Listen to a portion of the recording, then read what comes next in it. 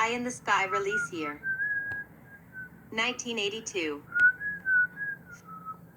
Feedback.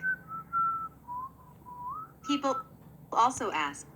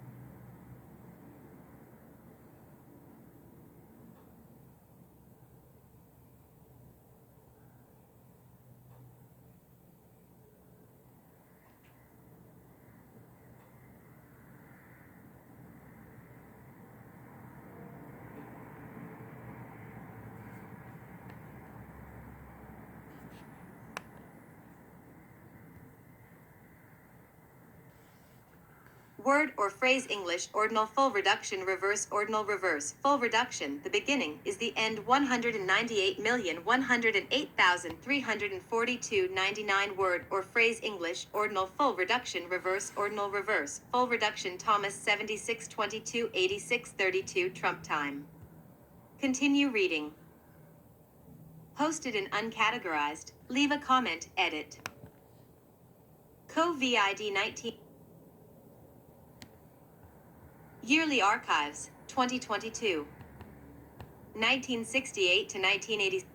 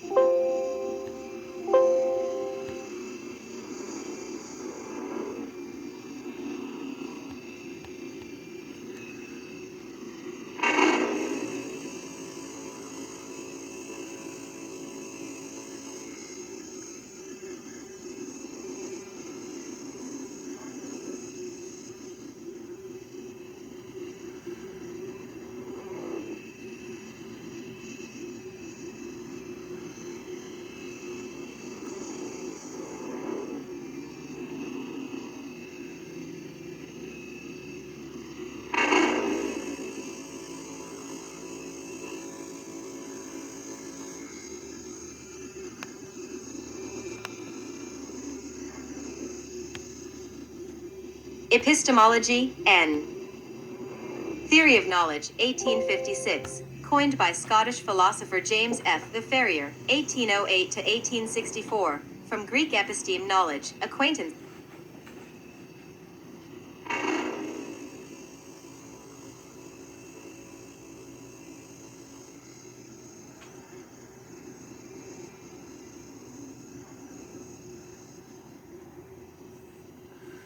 With something, skill, experience. From Ionic Greek epistasthai, know how to do, understand, literally overstand.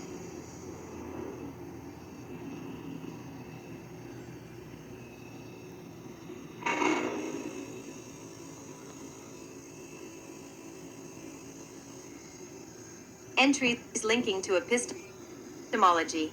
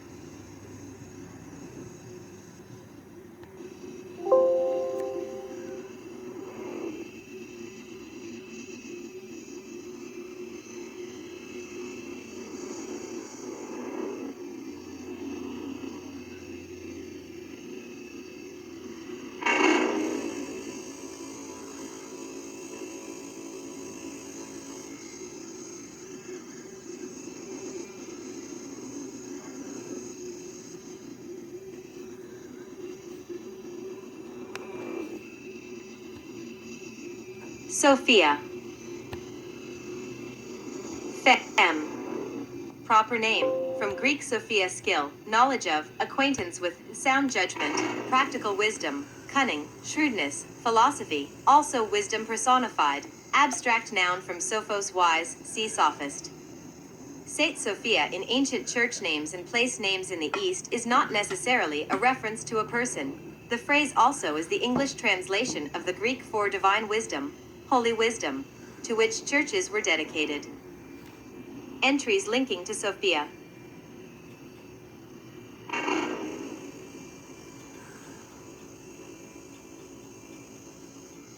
Sophist, N.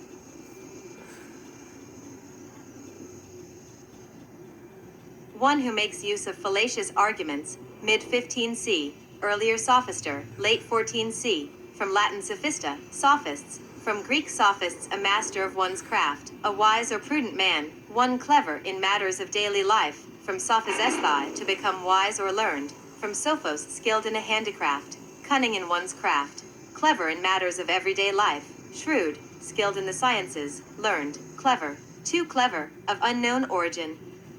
Greek sophists came to mean one who gives intellectual instruction for pay, and at Athens, contrasted with philosopher, it became a term of contempt. Sophists taught before the development of logic and grammar, when skill in reasoning and in disputation could not be accurately distinguished, and thus they came to attach great value to quibbles, which soon brought them into contempt. Century Dictionary. Sophia, Bulgarian capital, Roman Serdica, from the Thracian Serdi people who lived thereabouts.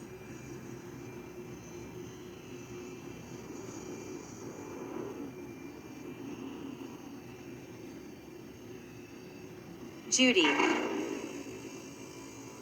Pet form of Judith. Figurative uses often are from the Punch and Judy puppet show. Entries linking to Judy. Judith Fem. Proper name, from Latin, from Greek Iodith, from Hebrew Yehudith, Fem. Of Yehuda, literally son of Judah, see Judah. Judy is a pet form of it. Heresy, N.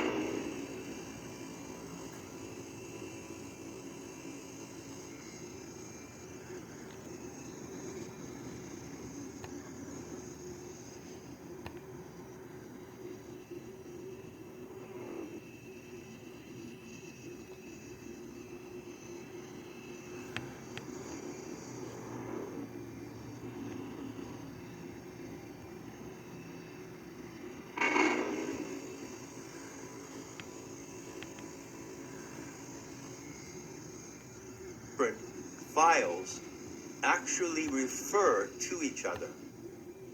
You see the difference? I'm not saying do they carry corresponding images or parallels, but do they actually refer? Is there anything in Egyptian mythology that refers to and directly addresses the contents of Sumerian myth or Greek myth? Is there anything in Greek myth that directly refers to Egyptian myth? Not simply by a parallel that you, acting as the comparative mythologist, might draw, but a direct connection by direct reference. That's how you form the key question. Looking at the Hebrew file on the left and the Sophianic file on the right, the question is, do these two bodies of material directly refer to each other? And the answer is yes. And the answer is in a most remarkable way, a unique way.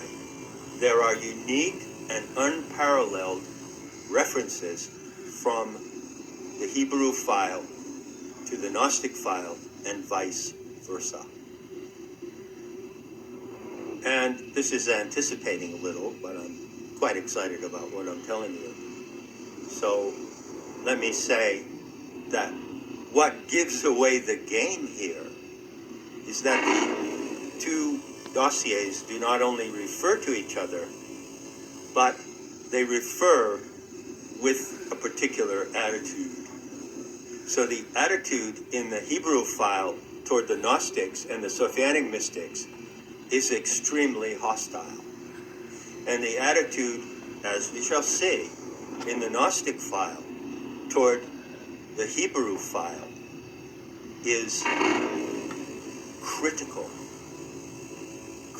It critiques what is in the Hebrew file. Now, this is an absolutely, as far as I know, unparalleled instance in world mythology. In the written notes to accompany these talks, which you can find on Nemeta, I've established a set of parallels. But we know they're not parallels, are they? They're actually specific references, as if there were two authors of two different books, and each author cites the material of the other. And they do so in an adversarial manner. So there is, in fact, a contest going on between these two bodies of material and between the mythogens. There is a contest between the two mythogens in these two files. So, those are my conclusions, applying a forensic method to the treatment of comparative mythological materials. Now I'll show you how I reached those conclusions. You can decide for yourself if they are valid or not. In the notes, you have a bullet point list of the elements in the Hebrew biblical Semitic myth that is unique to the ethnic strain of the Hebrew.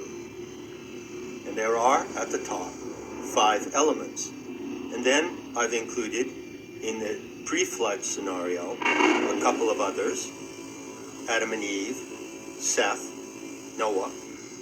And then I've included in the post-flood scenario, Abraham and Melchizedek and the races or descendants of Jewish people of the ancient Hebrews, descended from Abraham, the supreme patriarch of the 3 world religions: Judaism, Christianity, and Islam, which are all variations of a single mythogen. In this bullet point list, I've singled out 10 elements. I'm going to go through them one by one. El, or Elyon, that is Yahweh or Jehovah. the supreme creator God of the Hebrew, the Yehudim. Is there an equivalent or any reference to this entity in the Gnostic file? There is. It is called by the name Yaldabaoth, and it is also called Saklas and Samael.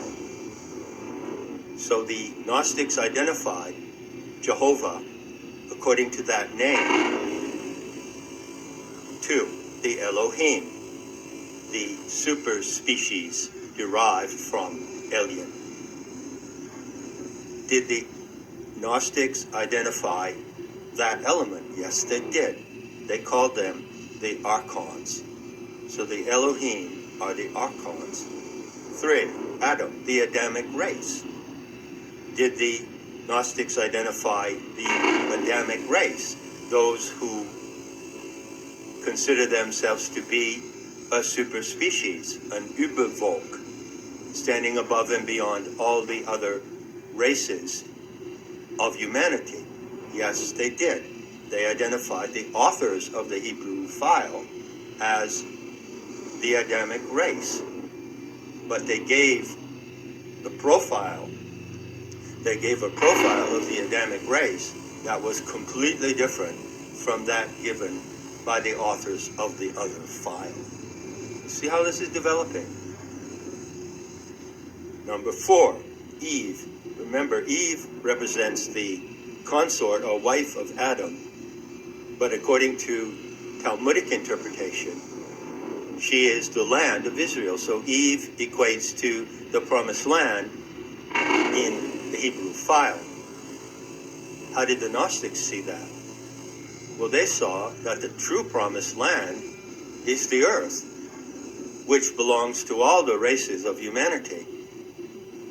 It does not merely belong to one ethnic group because their creator God has promised it to them. So they had a critical view of the promised land and the chosen tribe to whom the promised land was promised by their tribal God. 5. Enoshut, the Hebrew name for humanity, which I've shown you is problematic. Well, the Gnostics had another name for the entirety of the human species. Specifically, it is the name for the human genome, anthropos. And so they saw the anthropos as being Enoshut, the true definition of humanity, which, however, is not found in the Hebrew file.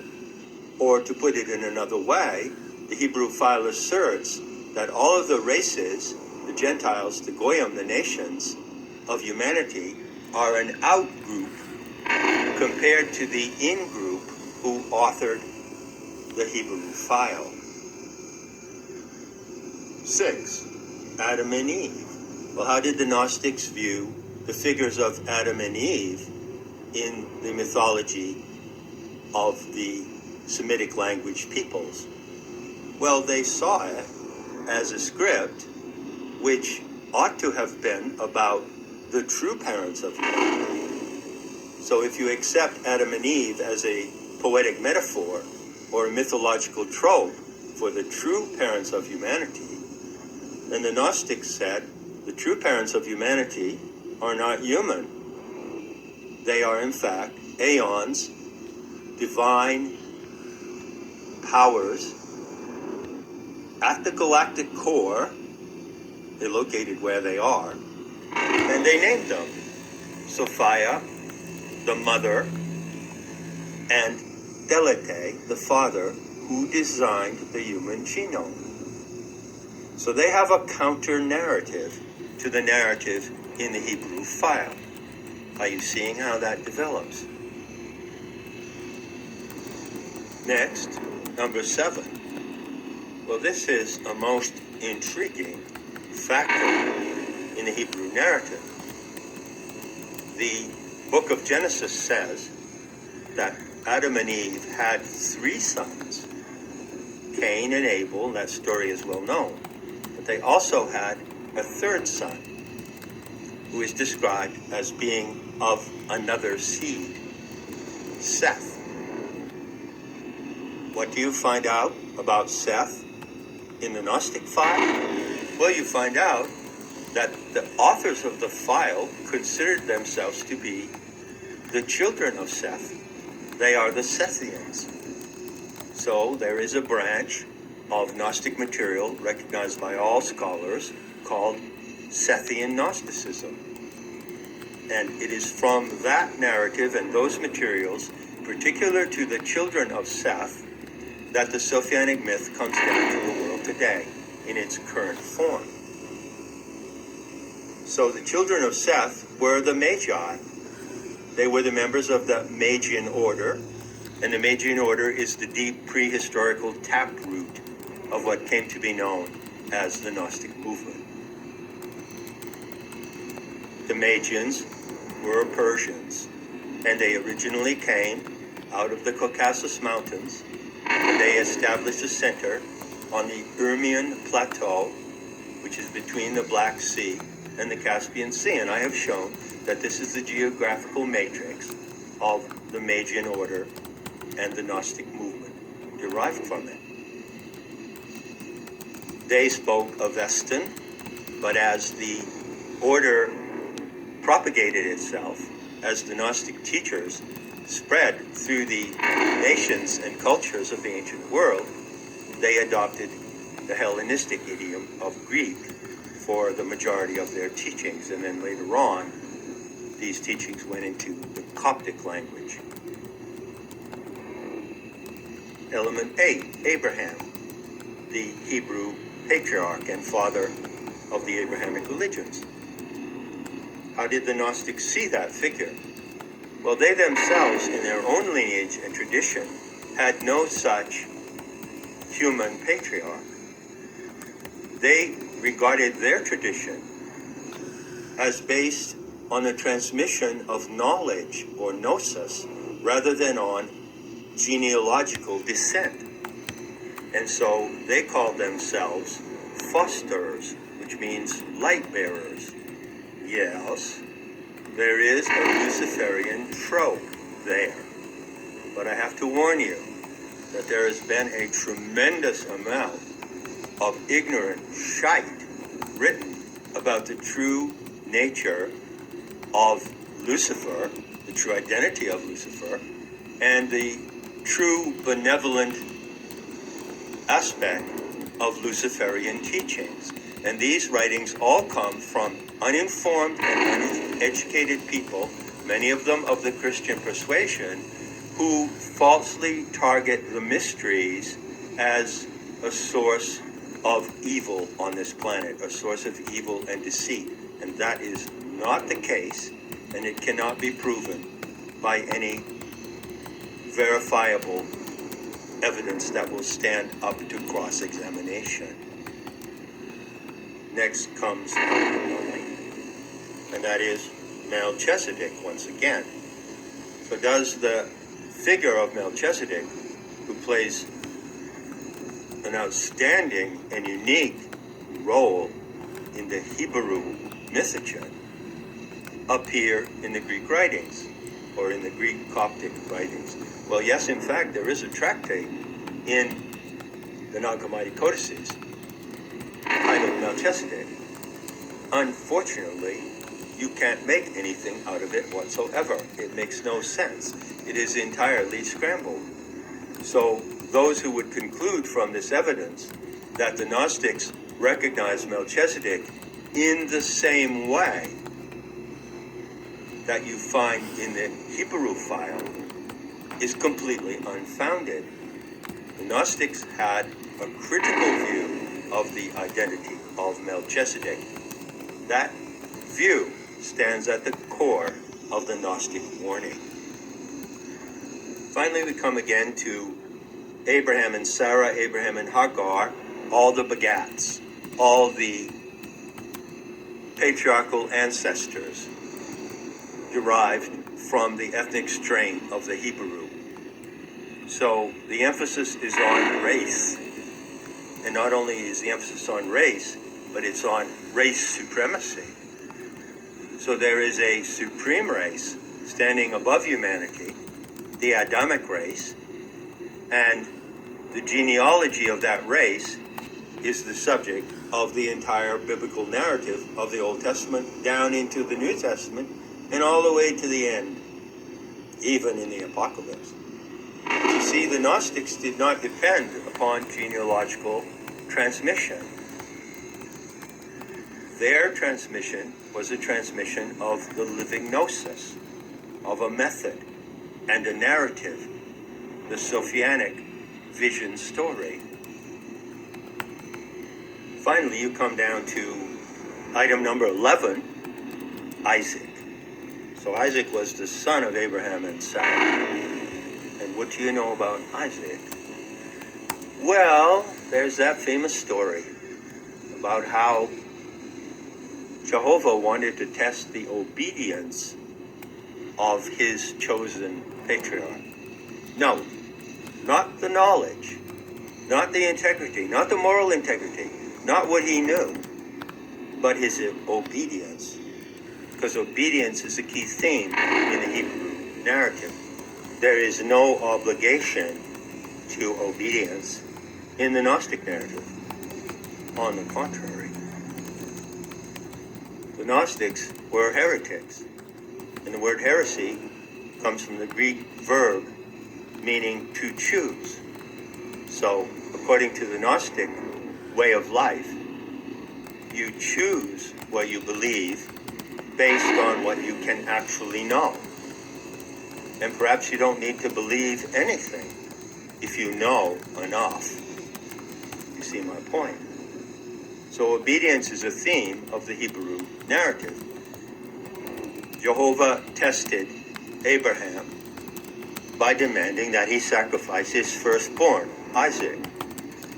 And the story goes that Abraham was obedient. And he was on the verge of murdering his own child. And then there was a kind of miraculous intervention, so the story says. He saw a ram. Its horns were caught in some bushes, and it became known to him at that moment through his telepathic connection with his overlord and master that Jehovah would accept the ram as a sacrifice for his son. But what is the ram sacrifice? So, child sacrifice is a theme in the foundational mythogen of the Hebrew. And child sacrifice is in fact a theme in Christianity. The story of Christianity is about a child said to be virgin born, who is the vehicle of a divine presence, the Christos, the Christ, the Anointed One. And that child is not only a divine human hybrid, but he is also the picture of pure and total innocence. And he represents the primordial innocence and purity of the human race itself. That is what is to be sacrificed. So the sacrifice of Isaac in the Old Testament, the sacrifice of Jesus Christ in the crucifixion event in the New Testament, are two expressions of the same mythological theme. They are two events, two variations of the same theme with the same motive. Christianity is based on a ritual of child sacrifice that it draws from Judaism. So there you have it, a summary of 11 points. Needless to say, there is no equivalent to child sacrifice in the Gnostic view of life. And you can look over that material, reflect on it, and draw your own conclusions.